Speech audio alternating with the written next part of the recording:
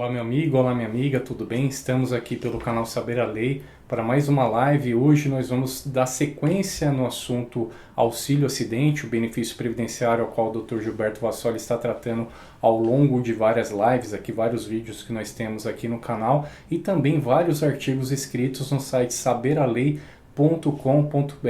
O tema de hoje, o assunto que é o tema dessa live é o agravamento, ou seja, o segurado que tem um agravamento da sua patologia, da sua doença, se esse agravamento gera direito à concessão do benefício de auxílio acidente. O Dr. Gilberto aqui vai esclarecer e entrar aqui nas minúcias desse tema. Bom dia, Dr. Gilberto, tudo bem? Bom dia, Valdemar, bom dia a todos que estão nos assistindo. É uma enorme satisfação estar novamente aqui discutindo um tema tão importante como essa situação do agravamento para o auxílio acidente. Perfeito, doutor. Então vamos entrar já na temática. Antes da gente entrar no tema propriamente dito, quero agradecer a você que acompanha a gente ao vivo aqui no nosso canal Saber a Lei, aos comentários que o pessoal deixa aqui durante a live. Esse vídeo permanece gravado também aqui no nosso canal do YouTube e também no site saberalei.com.br. Para você se aprofundar no tema, eu convido você também a acessar o link do artigo onde o Dr. Gilberto escreveu sobre o tema que vai ser objeto aqui dessa live. Então, se você quer obter decisões a respeito do tema, doutrina, ou até se aprofundar no aspecto da legislação que é aplicável a esse caso, na hipótese de agravamento, eu convido você a acessar o nosso site e visualizar o artigo que foi redigido pelo Dr. Gilberto Vassoli. Então vamos lá, doutor, entrando na temática aí. É isso aí, doutor. Bom, antes de mais nada, eu gostaria de dizer que, assim como ao longo desses vídeos sobre auxílio acidente e muitos vídeos sobre os benefícios por incapacidade, doutor, eu usarei o senhor como exemplo pela qual eu não desejo. Mas Perfeito, a gente... Quer dizer que hoje eu vou ter uma doença agravada, então... Vai ter uma doença agravada. Eu estava pensando nisso. Obrigado, viu, doutor? O senhor acabou finalizando aí o meu... Mas em hipótese nenhuma o senhor pode levar isso como um desejo. Perfeito, doutor. Muito pelo contrário, são votos de estima e saúde e prosperidade para o senhor sempre. E isso porque nós somos amigos, né, doutor? Sim. Muito bom. Vamos lá, então. Bom, eu começo a dizer sobre esse tema o seguinte, doutor. Antes da gente entrar nessa live, eu fiz uma brincadeira aqui com o senhor e na verdade, isso é uma brincadeira séria. Eu disse que esse tema de agravamento, ele poderia tornar um advogado especialista só nisso, na verdade, do tamanho que ele é. Então, o primeiro ponto, eu gostaria de delimitar o tema, né? De fazer, como a gente chama na faculdade, de recortar o tema, né? Especificar bem sobre o que nós vamos tratar. Então, neste vídeo especificamente, nós vamos tratar sobre a possibilidade de agravamento especificamente para o recebimento de auxílio acidente. Tá? Essa situação de doença agravada, ela tem uma série de problemáticas, uma série de questões, carência, tempo de contribuição, tem outros benefícios inerentes a essa situação de agravamento, mas especificamente nesta live, neste vídeo, nós vamos responder uma única pergunta e ainda assim ela é bem complicada. Há possibilidade de concessão de auxílio acidente em razão de agravamento de doença quando a pessoa esteja trabalhando? Essa é a pergunta pela qual a gente se propõe a responder hoje, ou seja, agravamento de doença e auxílio acidente. Tá? Então é importante fazer essa delimitação de tema, porque até para que as pessoas entendam que existe uma outra dimensão, uma série de outros fatores jurídicos e fáticos relacionados a agravamento de doença, mas que não serão tratados especificamente neste vídeo. Inclusive, doutor, sobre o tema, a gente já tem bastante conteúdo, tanto no site quanto aqui no canal do YouTube. Se você pesquisar, certamente você vai encontrar, porque muitas dúvidas que nós recebemos já foram objetos, inclusive, de vídeo específico para tratar daquele tema. Então, na hipótese de surgir alguma dúvida no decorrer dessa transmissão, você pode deixar o seu comentário, ou se você estiver acompanhando esse vídeo gravado posteriormente à live, você pode também deixar seu comentário aqui no canal do YouTube, ou ainda no artigo você comentar no site saberalei.com.br, que na medida do possível nós vamos respondendo e sanando aí as dúvidas encaminhadas para nós. Perfeito, doutor? É isso aí.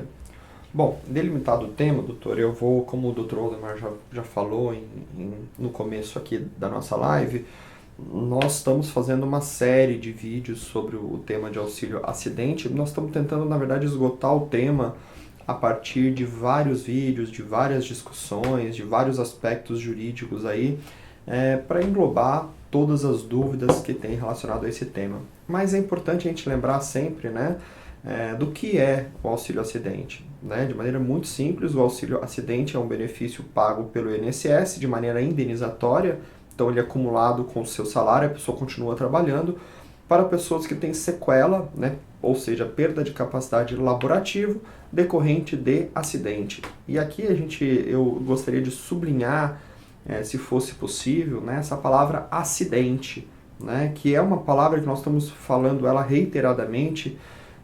Estamos tentando interpretar a lei em vários vídeos sobre a extensão desse termo acidente, né? Então, vamos aqui no primeiro slide, doutor, eu trouxe aqui, na verdade, a proposta, o que o INSS, enquanto instância administrativa, entende por acidente. Né? Para o INSS, né, como ele deve consagrar o auxílio acidente, ele entende que o auxílio acidente ele é devido única e exclusivamente para as pessoas que tiveram perda de capacidade laborativa decorrente de um acidente. Ponto. Bom, mas o que ele entende como acidente? Para ele, para o INSS, o auxílio acidente é aquela natureza traumática, né? É aquele ato, aquele fato de natureza traumática de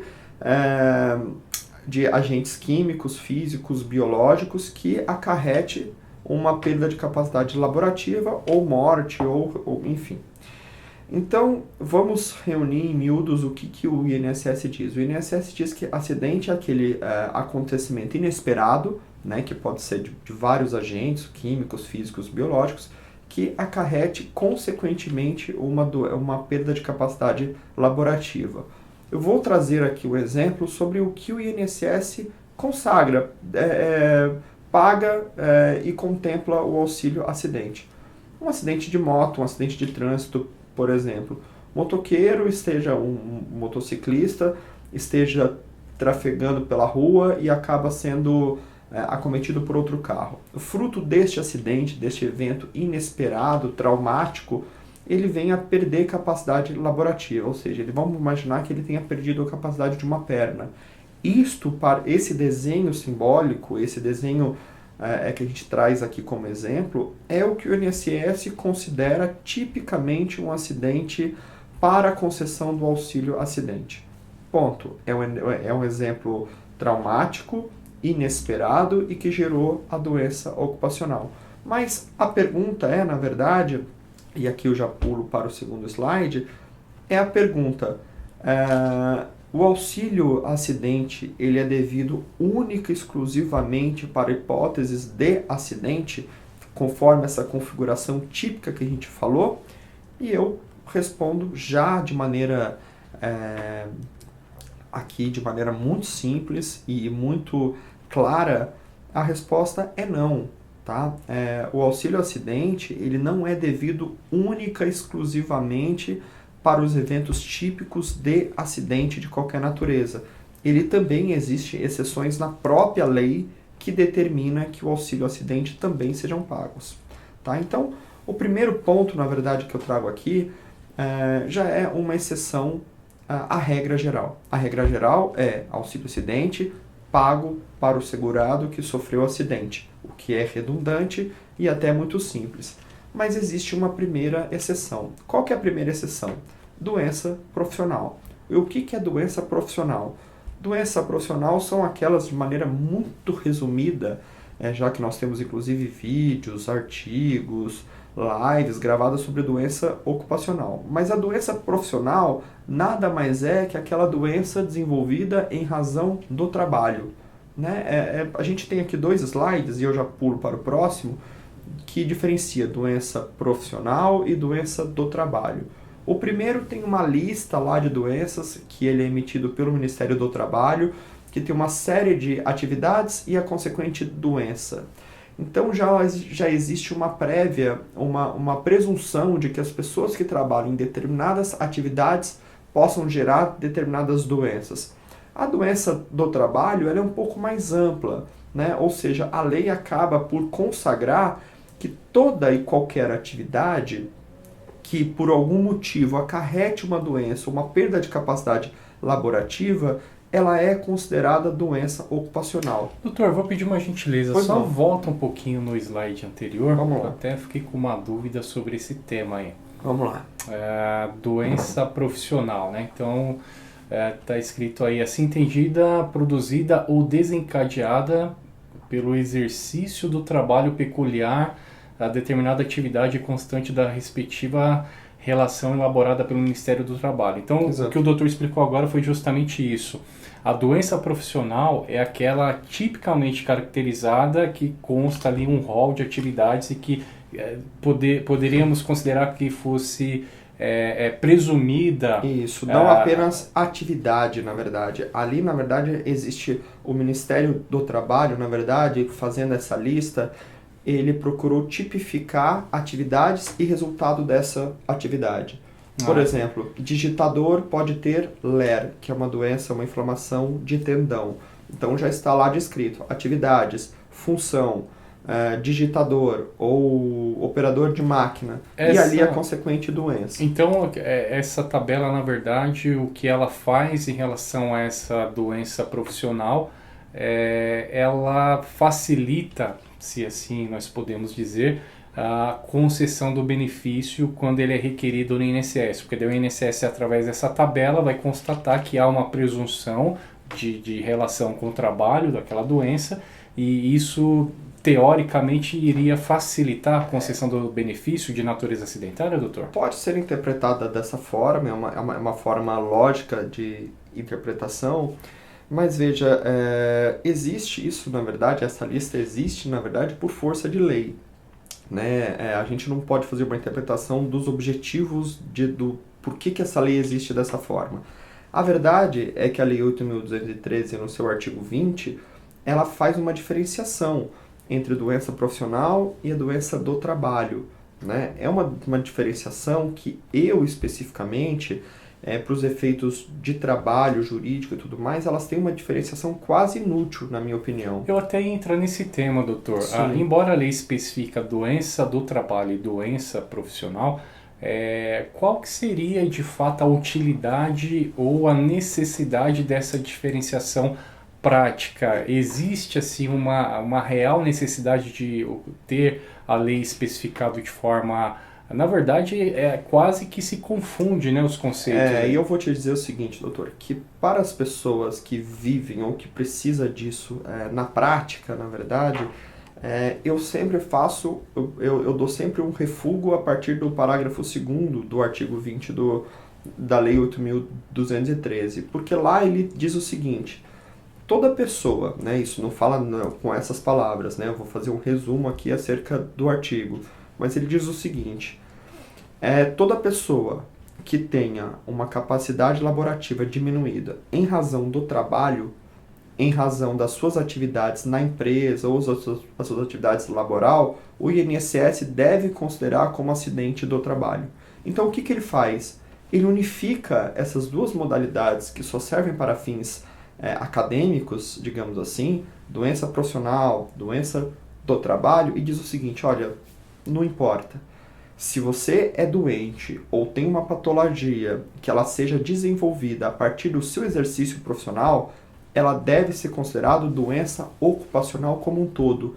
E o INSS deve consagrar, deve entender como acidente de trabalho para todos os efeitos desses benefícios por incapacidade. Exatamente, doutor. Então, se ficar constatado e provado que houve um nexo, houve relação do agravamento dessa doença, já, ainda que seja uma doença pré-existente, mas ela se desencadeou e se agravou ao ponto de incapacitar de forma parcial esse trabalhador, basta provar o nexo que o benefício será devido, pelo menos na teoria, doutor? O senhor, na verdade, o senhor utilizou uma palavra muito interessante, na verdade, que resume todo o nosso problema aqui de doença profissional, doença ocupacional, o nexo. Nexo, na verdade, ele se define como o meio, né? Ou seja, se existir relação, né, entre atividade e a perda de capacidade laborativa, independente do nome da patologia, independente da atividade, se existir essa ligação entre atividade e resultado e dano, é considerado doença ocupacional e ele é, para efeitos do INSS, como acidente de trabalho e para a Justiça do Trabalho como doença ocupacional a ser indenizada. Tá? Então aqui, doutor, eu vou fazer um exemplo aqui, na verdade, que vai ilustrar bem essa questão. Quando a lei foi feita em 91, né, inclusive o decreto depois de 99, 3048, não é isso? Exatamente. Acho que teve alteração 99, também em 95. De lá para cá, as doenças, as patologias, a ciência médica, na verdade, ela veio se alterando, né? Os conceitos vão se alterando. Eu digo para alguns clientes, alguns amigos, alguns colegas que lá anteriormente a gente tinha muita dificuldade, por exemplo, em se admitir que uma doença psiquiátrica, como por exemplo depressão, síndrome do pânico, pudesse ser desencadeada por relação de trabalho, em virtude das doenças ocupacionais. E eu por muito tempo discuti isso na justiça, porque os peritos, os médicos, eles tinham uma dificuldade de fazer a afirmação de que você está depressivo em relação do trabalho, que existe uma relação clara e científica entre as duas coisas. Então, muito dos laudos que a gente lia na época, até pouco tempo atrás, dizia o seguinte: há uma hipótese dessa doença ser relacionada ao trabalho, mas não existe uma certeza. O que aconteceu ao longo dos anos? Os psiquiatras, os médicos, os peritos e a própria justiça, né, a própria jurisprudência passou a entender uma realidade, que hoje o mercado de trabalho, ele é um mercado muito agressivo, né? A nossa globalização, os mecanismos aí de trabalho trouxe um acúmulo de trabalho muito maior. E hoje em dia se fala muito em meta, em vendas, hoje em dia o mercado ele é muito competitivo. Então, hoje, o que não era certeza anteriormente, hoje a ciência acabou por comprovar que existe uma ligação clara entre um ambiente de trabalho conturbado, exercido de maneira exacerbada, complicada e repetitiva, com doenças relacionadas à psiquiatria, tais como depressão, ansiedade, síndrome do pânico. Então veja, o que a lei, e aqui é muito claro, não pode limitar. Se não existe essa patologia descrita, não pode ser considerado acidente. Esse é um erro. Essa é uma maneira errada de ver a lei. Isso seria discriminar e não entender que novas doenças, inclusive, ainda estão por surgir. Dentro dessa psiquiatria, dentro dessa ciência médica, na verdade, podem surgir outras doenças. Por exemplo, aqui eu posso estar falando um erro clínico, um erro médico, mas o próprio diagnóstico de síndrome do pânico, por exemplo, ou bipolar, são conceitos relativamente novos. Então a lei não pode ficar alterando a todo momento para dizer esta é, essa não é, esta não é. O que a gente tem que pensar são situações na prática. É a situação concreta. Por isso que toda ação judicial que se discute doença ocupacional é determinado um laudo técnico, porque deve ser avaliado caso a caso. É impossível fazer um diagnóstico a partir de uma tabela. E, doutor, já vou aqui lançar a primeira pergunta, então. Pois não. Tá? Levando em consideração os seus esclarecimentos e o tema do vídeo aqui hoje, dessa live, que é o agravamento, uma pessoa que já tem um quadro de depressão, que às vezes tem o desencadeamento aí de síndrome do pânico, ou um problema lombar, ou uma doença qualquer, o agravamento dessa doença, seja ela física, psíquica, enfim, o agravamento dessa doença, ela vai necessariamente gerar o direito ao benefício de auxílio-acidente ou não? Como que a gente vai detectar se uma pessoa teve um agravamento e esse agravamento gera direito ao benefício? Bom, doutor, deixa eu responder isso. Essa, na verdade, é a pergunta central do nosso slide aqui, mas já vou responder essa pergunta, doutor. Não vou deixar ela sem resposta, não, mesmo porque ela é fundamental para a gente encerrar essa nossa discussão. Mas essa questão da doença ocupacional, doutor, na verdade, ela é a primeira hipótese de exceção. Ou seja, aqui nós já conseguimos fazer a nossa primeira fuga desse termo restrito acidente. Porque quando a gente pensa, principalmente pessoas leigas, não relacionado à justiça, ao direito, pensa de forma imediatamente de excluir qualquer outra coisa do auxílio acidente para as questões relacionadas a não acidente. E aqui nós já temos claramente na lei o seguinte: olha, equipara a Lei 8.213, ela é muito clara nesse sentido. Existe, por determinação legal, a equiparação de doença ocupacional, e aí nós falamos de dois tipos, doença profissional ou doença do trabalho, a acidente de trabalho. Então veja, doutor, vamos unir as coisas para a gente fazer bem a primeira exclusão. Acidente, a lei do auxílio acidente fala que tem direito as pessoas que sofrem acidente de qualquer natureza. Acidente de qualquer natureza é acidente muito amplo. Tanto pode ser um acidente ocasional, como pode ser um acidente de trabalho. Ele é um termo amplo, isso foi modificado pela lei também. Mas enfim, então se o conceito, diz que a pessoa tem direito a receber acidente de qualquer natureza, ele também engloba acidente de trabalho. E se a lei diz que doença ocupacional se equipara a acidente do trabalho, qual que é a conclusão lógica? Que doença ocupacional, por ele estar equiparado a acidente, o trabalhador que tem perda de capacidade decorrente de doença ocupacional necessariamente vai ter direito ao auxílio acidente. Veja, aqui é uma construção, doutor, que soma. Fala em acidente, acidente de qualquer natureza. Acidente de trabalho é acidente de qualquer natureza? Sim. A lei manda equiparar doença ocupacional com acidente de qualquer natureza. Então, a finalização lógica disso é que uma pessoa que tem a perda de capacidade decorrente de doença ocupacional, ela tem necessariamente e obrigatoriamente direito ao auxílio acidente. O senhor entende que existe uma construção lógica a partir da soma de vários conceitos? Isso, infelizmente, doutor, isso muitas das vezes é desprezado pelo INSS. Se a gente lê a Instrução Normativa 77 de 2015, o conceito de acidente dela, que ela traz nessa instrução, é justamente para excluir doenças. E não, está expresso na lei.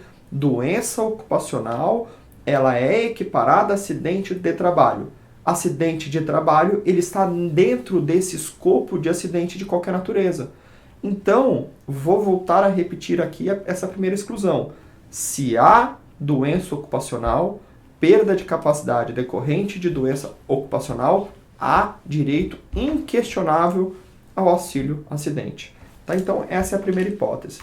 E aqui, doutor, eu, na verdade, eu já passo aqui, na verdade, a responder a sua pergunta. Tá? Agravo. O agravo de doença de qualquer natureza, ele é passível, a pessoa que tem perda de capacidade laborativa decorrente de doença de qualquer natureza, é passível de receber o auxílio acidente?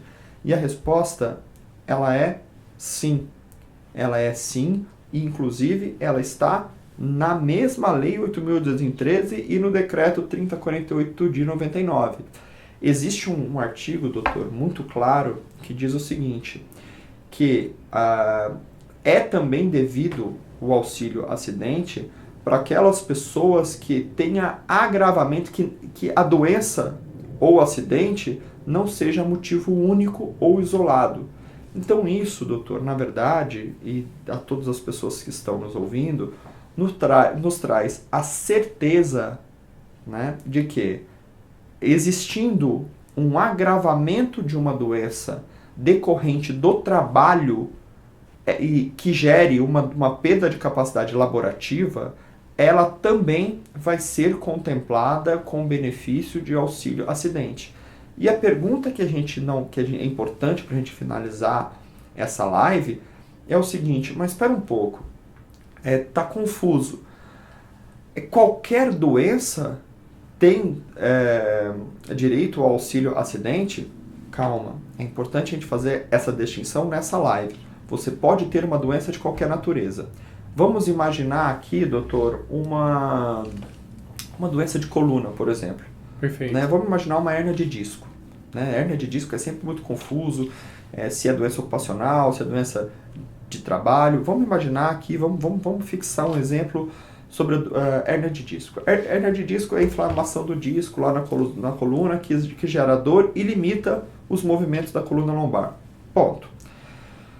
Essa doença, ela pode ser considerada uma doença degenerativa. Eu e o senhor, que não trabalhamos com esforço repetitivo, a gente pode um dia ser acometido por essa doença, mesmo não trabalhando com esforço repetitivo. Perfeito? Perfeito. Vamos imaginar que o Dr. Valdemar fosse um pedreiro, por exemplo, e tivesse, de forma degenerativa, uma doença genética, por exemplo, um problema de hérnia de disco. Ele é contratado pela construção civil e é obrigado a trabalhar 10 horas por dia. O que acontece? Ele trabalha de esforço repetitivo e tem uma doença pré-existente.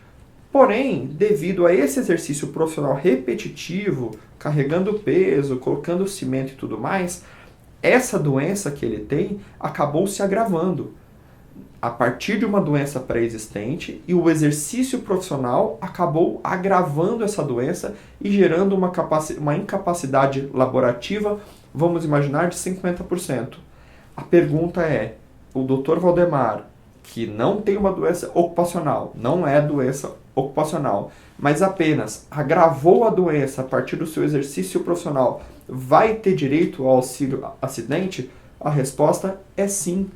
Está na Lei 8.213, está no artigo 337, parágrafo 5º do Decreto 3048 de 1999. O que ocorre, na verdade, Valdemar, e aqui a gente não pode tapar o sol com a peneira, é que administrativamente o INSS acaba negando quase na totalidade das vezes este direito. Muitas das vezes a gente vê na prática a negativa do auxílio acidente simplesmente porque não, isso não é acidente, isso é doença. E doença não é contemplado pelo benefício de auxílio acidente. Isso é um erro. Isso é contrário à lei. Isso é o exercício administrativo do INSS atuando de forma contrária à lei. Porque a lei ela é absolutamente clara. Se a lei é injusta ou justa ou está mal feita, não me cabe, pelo menos neste momento, questioná-la. E aqui, doutor, eu gostaria de fazer uma provocação, já que você também atua nessa questão previdenciária.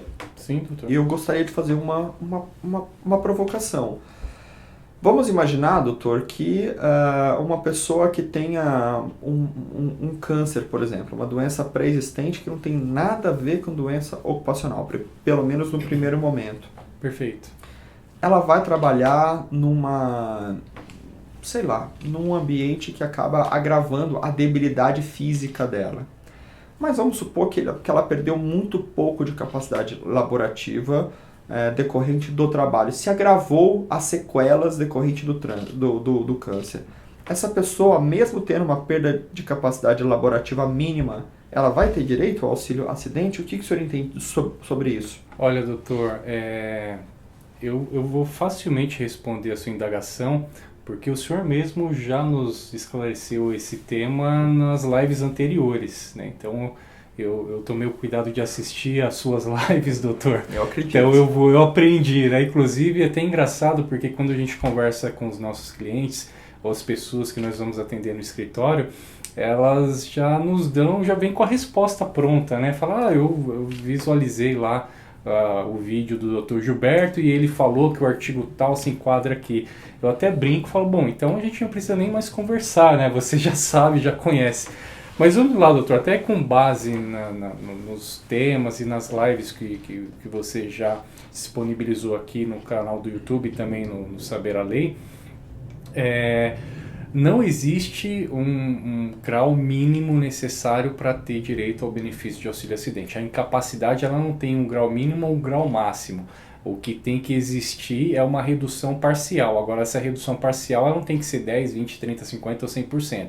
Tem que existir uma redução parcial. Então, a primeira resposta da sua pergunta, que ela envolve vários elementos, é que existindo a redução da capacidade para o trabalho de forma parcial, independentemente se é leve, média ou alta, já teoricamente teria direito de acesso ao benefício de auxílio acidente. Sim. A segunda parte da pergunta é se, por exemplo, o exemplo que você usou foi o câncer, né? E na sua natureza ele não tem relação com o trabalho, né? Nenhuma praticamente. Pode ser que sim também, né? Por exemplo, indústrias químicas. Eu ia chegar nesse ponto aí, mas é uma exceção, né? Dependendo do agente químico ou biológico, ele pode até desencadear um câncer de pele ou alguma outra patologia nesse sentido. Mas de uma maneira geral, o câncer, sem estar relacionado com esses agentes químicos e biológicos, ele não tem relação com o trabalho diretamente, né? Mas muito bem observado pelo Dr. Gilberto, em algumas hipóteses pode ter, mas esse exemplo é como se não tivesse, tá? Para a gente deixar bem evidente aqui a temática. Mesmo não tendo relação nenhuma com o trabalho, seja o câncer, o HIV e outros problemas clínicos também, outras doenças, outras patologias, se o desenvolver daquela atividade laboral ela limitar fisicamente esse trabalhador, no meu ponto de vista, eu acredito que deve ser o ponto de vista do Dr. Gilberto também, esse segurado, esse trabalhador tem direito ao benefício. Por quê? Se ele não estivesse realizando a sua atividade laboral, exercendo ali com esforço físico, repetitivo ou não, talvez ele não estaria com o grau de limitação física tão avançado na hipótese dele não estar trabalhando. Então, aí que está que o doutor explicou isso no começo dessa live.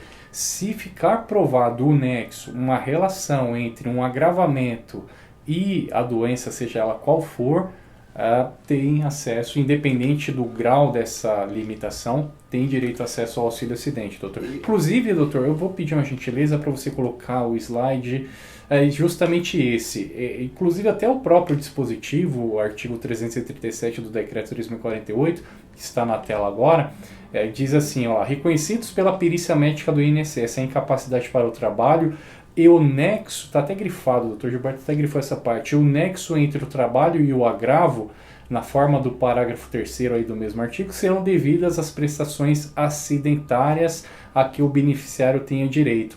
Ou seja, até a própria lei estabelece que se provar o nexo, será reconhecida a natureza acidentária independente da doença. O senhor sabe o que acontece isso aqui, doutor, na prática muitas vezes, e aqui é importante a gente, como eu falei, não tapar o sol com a peneira, é que o INSS, enquanto instância administrativa, lembrando, nós não temos nada contra o INSS, muito pelo contrário, às vezes a gente recebe aqui algumas mensagens a alguns servidores do INSS falando, não estamos criticando nada, estamos apenas discutindo o modelo adotado de Coincidentemente, né, doutor, a nossa posição sempre vai contrária à do INSS, porque nós entendemos que o entendimento administrativo ele é muito restritivo.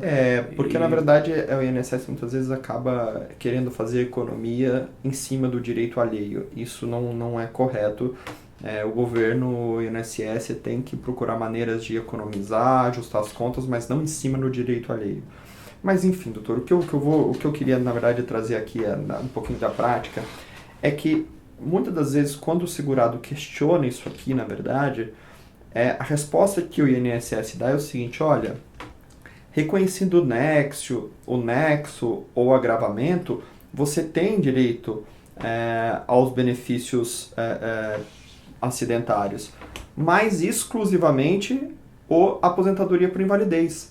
Como você não tem uma incapacidade total, você não tem direito ao auxílio acidente, porque na verdade o auxílio acidente ele está restrito aos efeitos, aos danos, às sequelas decorrentes exclusivas de acidente. Então, veja, o INSS isso acaba, que o na verdade... INSS estabelece, né? Sim, o INSS... Sim, perfeito.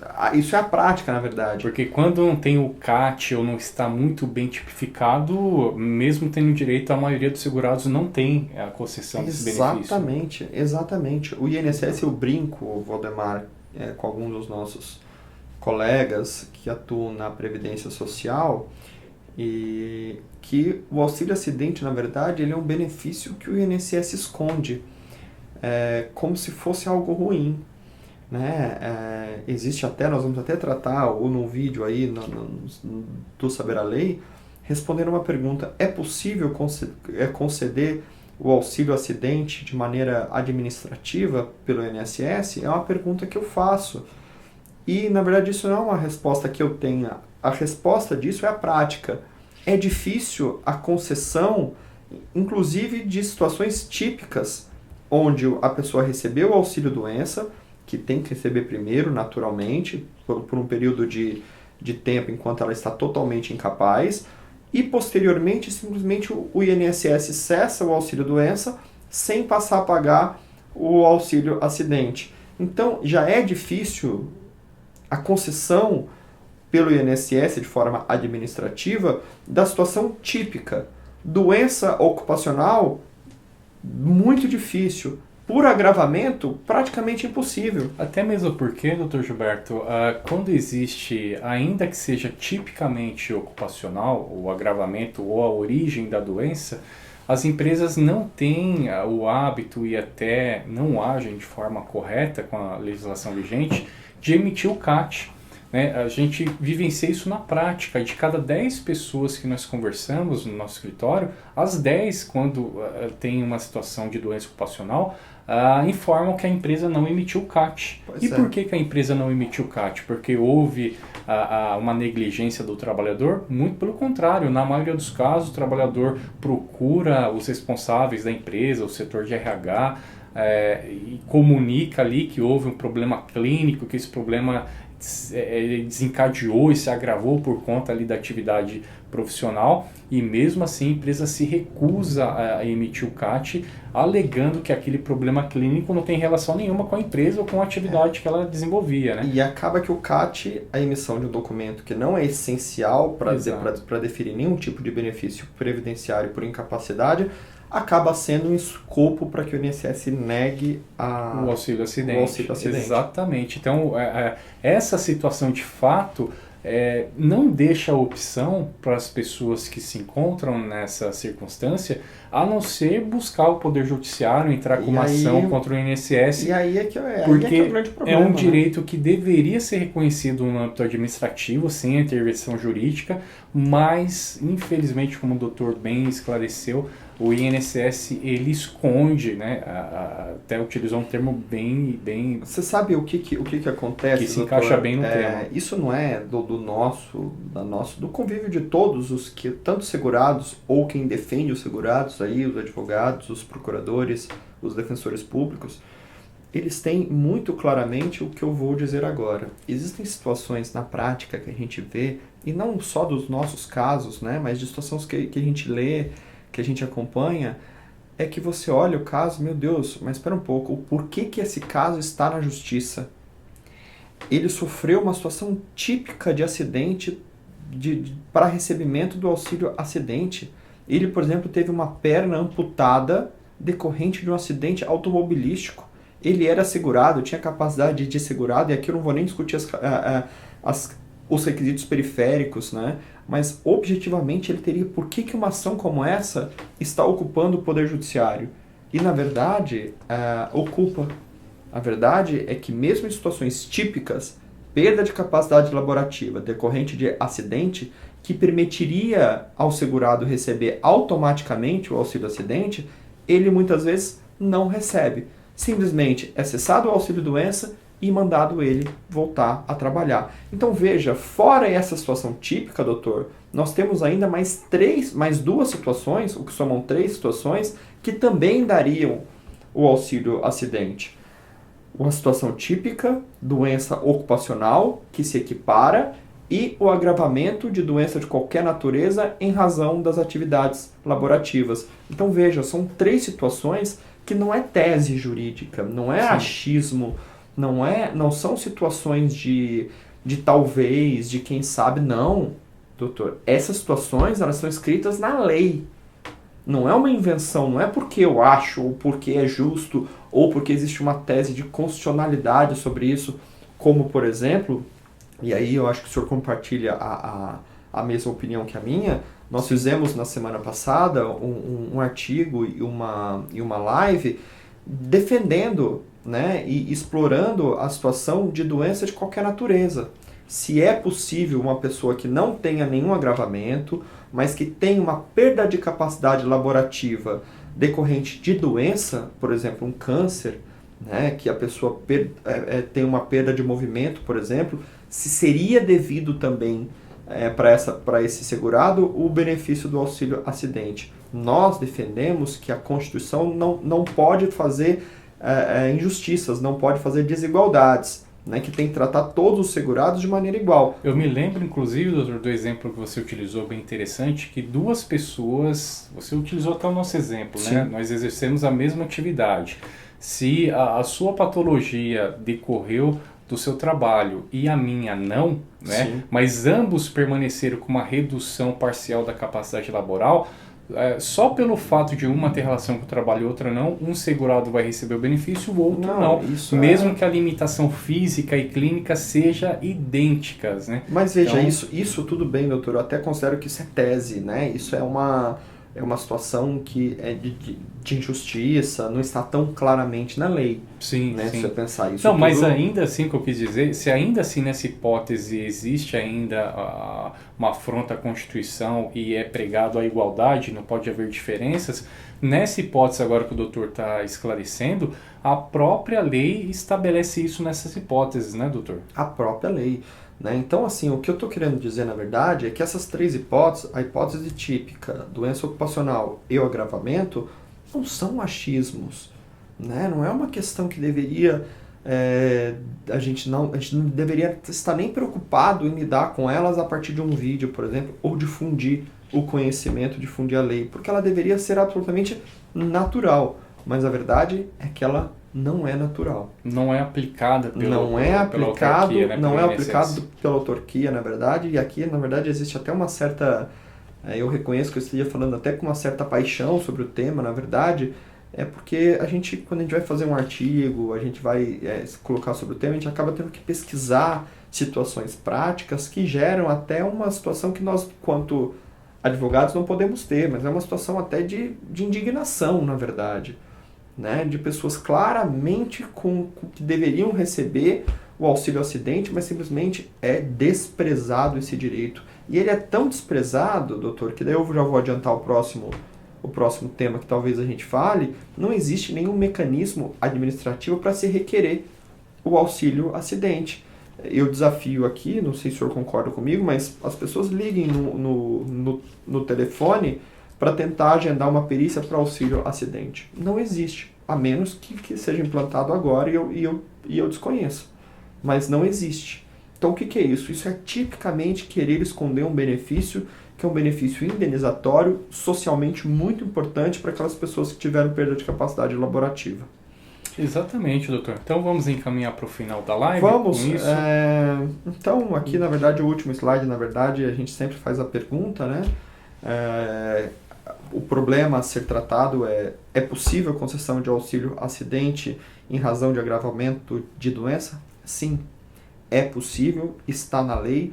O único requisito objetivo da lei, doutor, é que este agravamento tenha sido gerado a partir das atividades laborativas. Não necessariamente a doença originária seja ocupacional. Ela pode ser doença de qualquer natureza.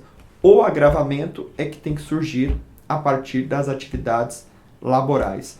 E veja, aqui é o importante que a gente faça, é honesto que a gente faça uma delimitação muito clara sobre isso, através de um exemplo. Vamos imaginar, por exemplo, um câncer novamente. O câncer, ele tem, muitas das vezes, não na maioria delas, mas muitas das vezes, um agravamento natural. Né? Vamos imaginar, ele começa no estágio X, e vamos imaginar um exemplo típico que ele não tem a cura, mas que ele tem uma progressão natural da própria doença. Houve um agravamento? Houve, mas foi em decorrência do trabalho? Não. Então, neste caso, segundo a interpretação da lei, o segurado não teria direito ao auxílio acidente. O agravamento, para que o segurado tenha direito, ele tem que ser decorrente das atividades de trabalho. Ok, doutor? Então, eu acho que com isso a gente responde, a gente finaliza a nossa proposta de se entender essa questão. É uma questão muito importante, gera muita dúvida. A gente pede para todos que ainda têm dúvidas sobre o tema ou que restou uma coisa controvertida, que entre em contato, que pode responder aqui nos próprios comentários aqui no vídeo do YouTube, ou também acesse o nosso portal www.saberalei.com, que lá tem um artigo também um pouco mais detalhado sobre essa importante questão. Perfeito, doutor. Quero agradecer para você que acompanhou essa live, para você que está assistindo esse vídeo posteriormente gravado, ou se você está acompanhando esse conteúdo dentro do nosso site Saber a Lei. É muito gratificante a gente ter a atenção das pessoas relacionado a um tema de natureza social muito importante, que pode ajudar em milhares de pessoas que muitas vezes dependem desse benefício até para manter a sua própria subsistência. Então a gente sempre recomenda que você busque os seus direitos, busque um auxílio jurídico, aí algum advogado da sua confiança na sua cidade, porque deixar um direito social, um direito a um benefício que pode complementar a renda ou até mesmo servir como base de sobrevivência, isso não pode acontecer de forma alguma, né? Então a gente recomenda que você busque informação e busque sim uma providência para que você tenha o seu direito reconhecido. Muito obrigado mais uma vez pela sua paciência e acompanhar a gente aqui até o final. Obrigado, Dr. Gilberto, aí por mais esse bate-papo, e a gente se vê aí numa próxima live, no próximo conteúdo. Tchau, tchau, doutor. Muito obrigado.